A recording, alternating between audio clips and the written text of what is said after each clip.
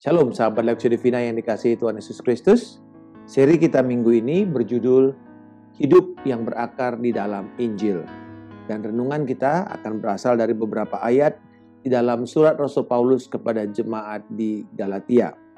Ini adalah surat Rasul Paulus yang pertama kepada jemaat.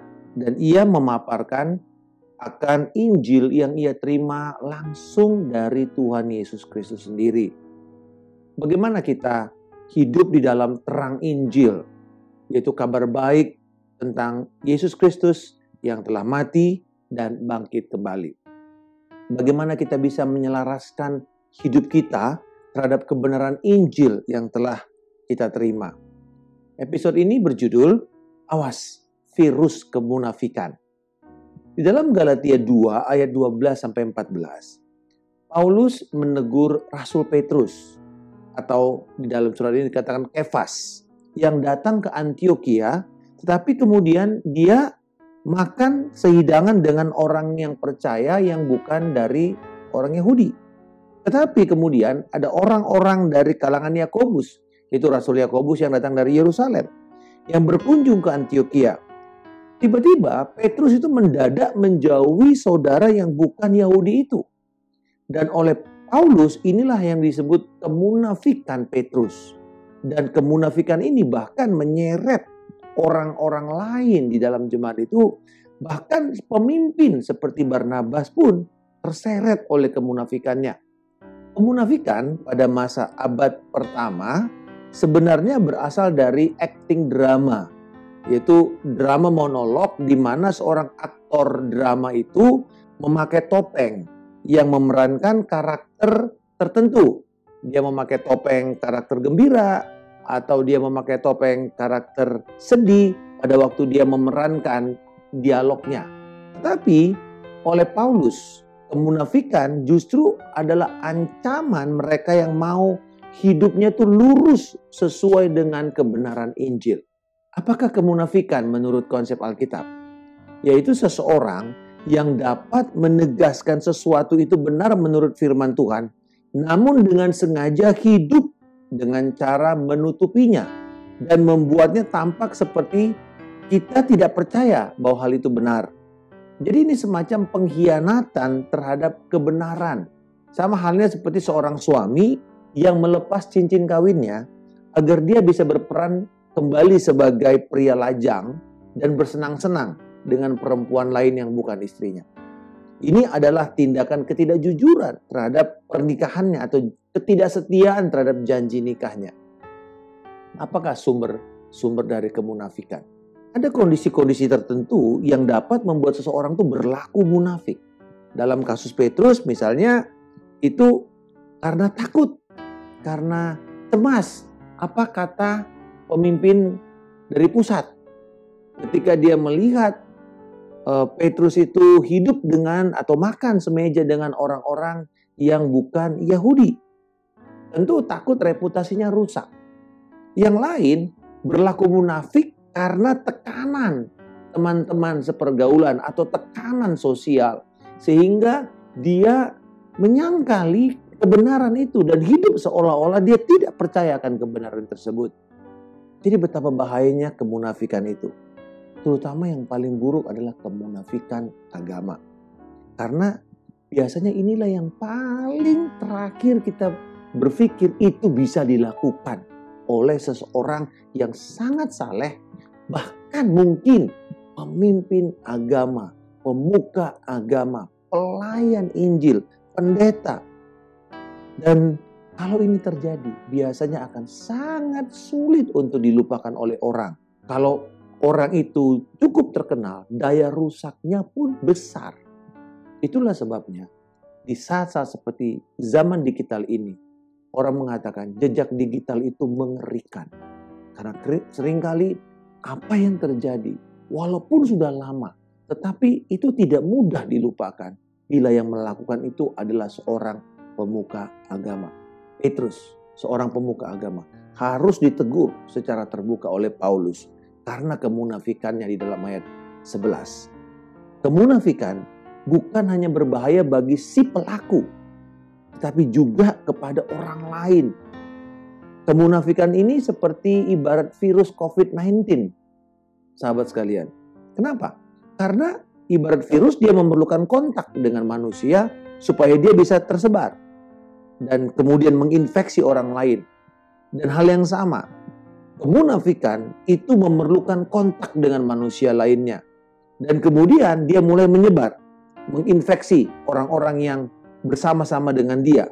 Dan kalau dia mendapatkan lingkungan yang cocok, dan dengan cepat akan tersebarlah kemunafikan itu dan menjadi viral bahkan sampai tidak terkendali. Itulah yang terjadi di dalam jemaat Antiokhia di dalam ayat yang ke-13. Bahkan pemimpin jemaat seperti Barnabas yang terkenal dengan reputasinya yang baik, bahkan dari namanya berarti anak penghiburan, terseret juga oleh kemunafikan Petrus. Di dalam Galatia 2:14, begitu merusaknya kemunafikan Petrus ini, menyeret orang-orang, bahkan orang yang non-Yahudi, yang harusnya hidup bebas karena Injil, sudah dibebaskan karena Injil, justru harus meniru-niru gaya hidup adat istiadat orang Yahudi, supaya mereka itu menjadi lebih benar di dalam Tuhan.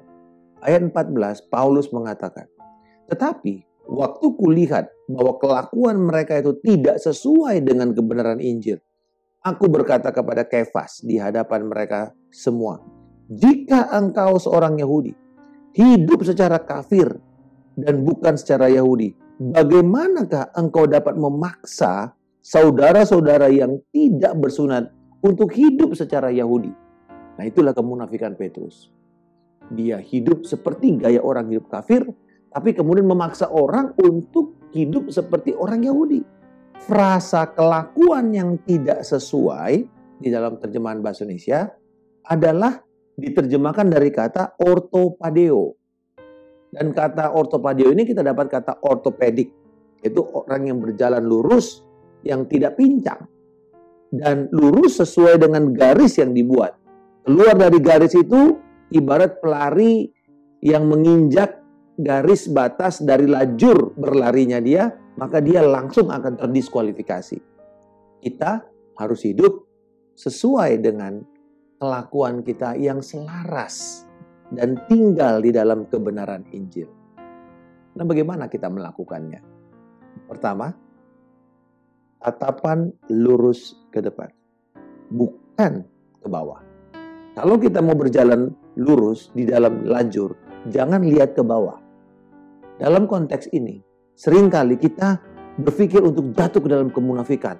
Lalu akhirnya kita terus melihat ke bawah, terus melihat ke kiri dan ke kanan. Ada nggak yang akan lihat kita kalau kita melakukan ini? Siapa yang akan menyaksikannya?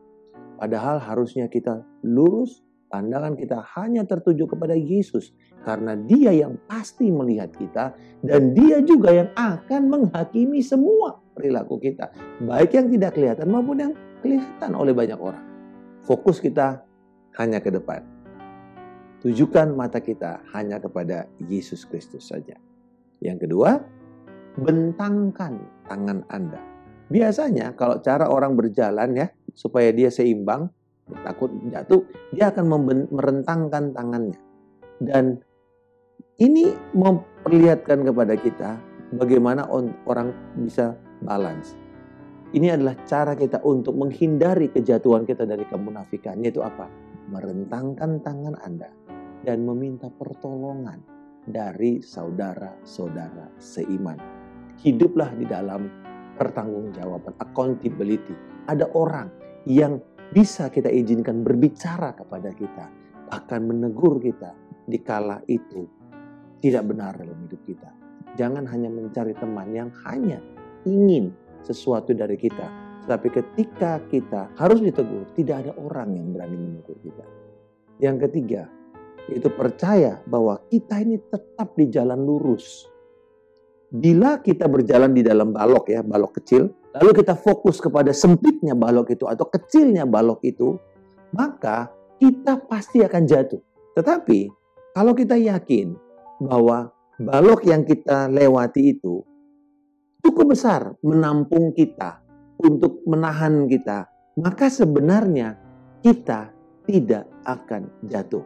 Jalan lurus di dalam kebenaran Injil Kristus ditopang itu oleh anugerah Allah.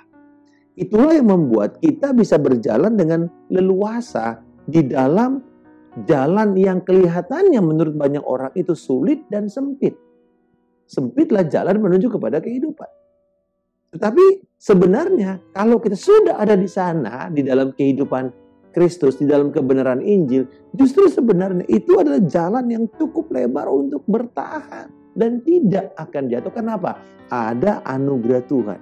Jadi sekalipun kita gagal, sekalipun seperti Petrus dia jatuh, kita cuma cukup apa? Berbalik dari jalan-jalan kemunafikan kita.